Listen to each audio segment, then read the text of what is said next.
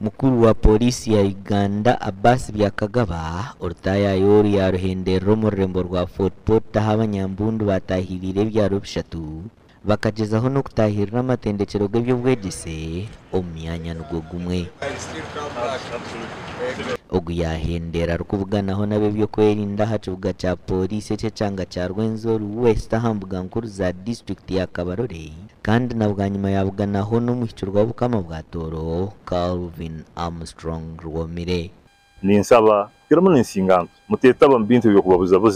kutabatabura ubusinge twere n'ubusinge myaka makumyana no kuteka mu yokorara kutungira ubusinge na government ya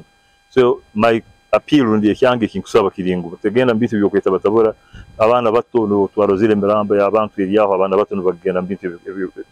Gwanyuma yo kubwanaho bukama bwa Toro Byakagaba yabwanaho nabebembezi kurwo mu district ya Kabarore Fort Portal hamwe na Bunyangabu abanyamakuru tibicarizwa mu rukiko rukonka bwanyuma yarwo twaganira nabo mu habebembezi abantu bajara ngunko muringo gumwe go kumara hecizube cyabireho abantu bine kwejesubwa kuhindura hamtekatekere yabo gukanda na government eshemerire kutaba serikali barukumara umucangeci ni ingamba twina kwingisa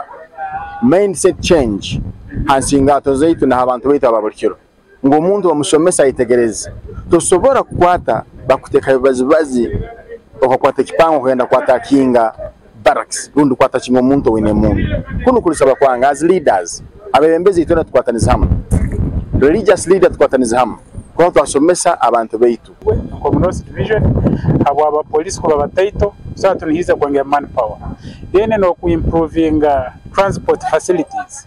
araganize bebyo kwerinda kaba DPCs kubaha amatoke mpyaka za pick up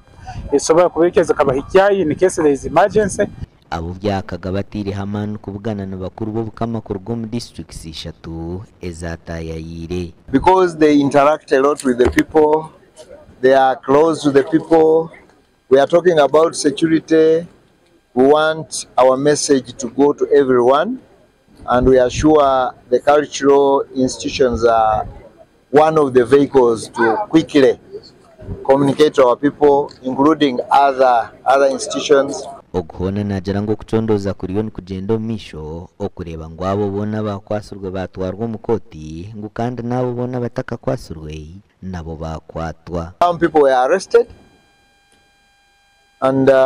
investigations are going on.